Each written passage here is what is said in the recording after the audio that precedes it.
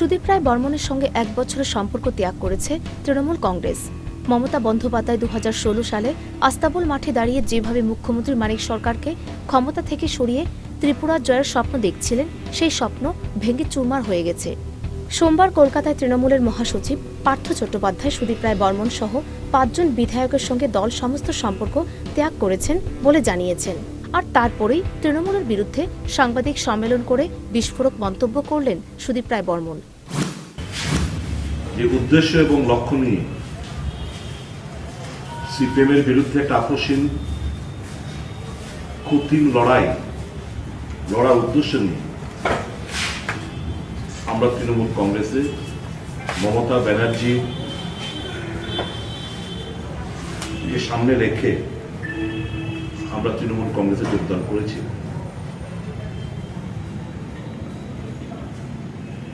কিন্তু এই প্রেসিডেন্সিয়াল ইলেকশনকে কেন্দ্র করে এবং তার আগ থেকে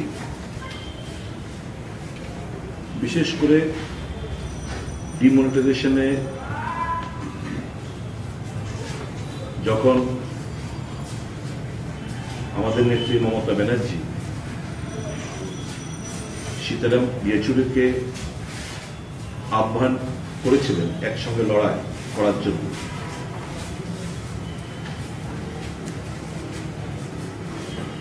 মানুষ এই আহ্বানকে মেনে নিতে পারেননি এবং বর্জলার রেজাল্টেই সেটা প্রতিফলিত হয়েছে।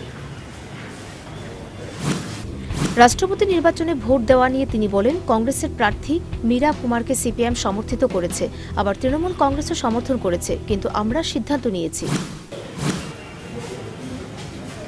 বিরোধী জোটের প্রার্থী কংগ্রেসের ক্যান্ডিডেট শ্রীমতী মীরা কুমার, এই মীরা কুমারকে সমর্থন জুগিয়েছে লেফট পার্টি। গত পরশুদিন আমরা বিধায়করা বসে আমরা একটা সিদ্ধান্তে অবতীর্ণ হয়েছি যে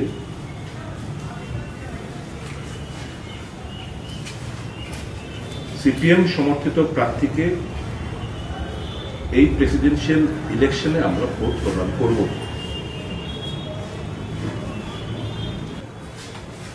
ইদানিং কালে যে মমতা ব্যানার্জি আমরা আগে দেখতাম, শুনতাম, জানতাম, উনি বলতেন সিপিএম যেখানে সেখানে আমি নেই, আমার দল নেই, সেই জায়গা থেকে শিফট করে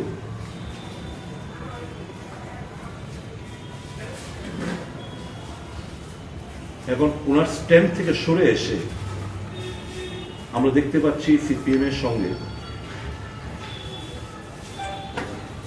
নানা ভাবে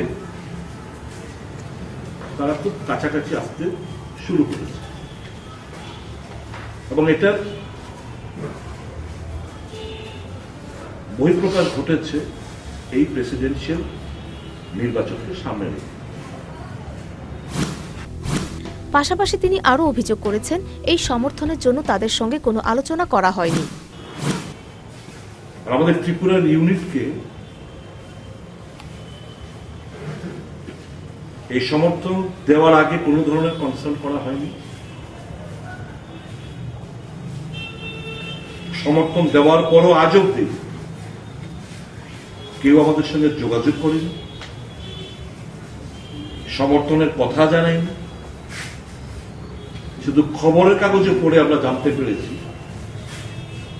ইলেকট্রনিক্স মিডিয়াতে চোখ রেখে আমরা শুনতে পেয়েছি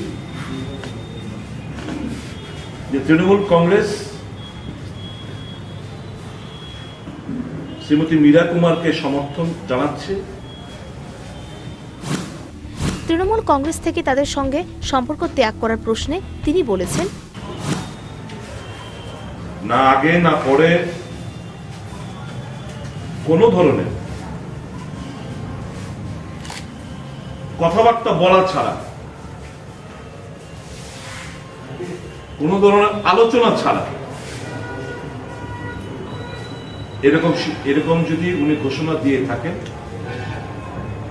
এটা অত্যন্ত দুর্ভাগ্যজনক বলে আমরা মনে করি। যদিও বিজেপিতে যোগদানের ব্যাপারে জানতে চাওয়া হলে তিনি বলেছেন, আমরা এখনো কোনো সিদ্ধান্ত নেইনি।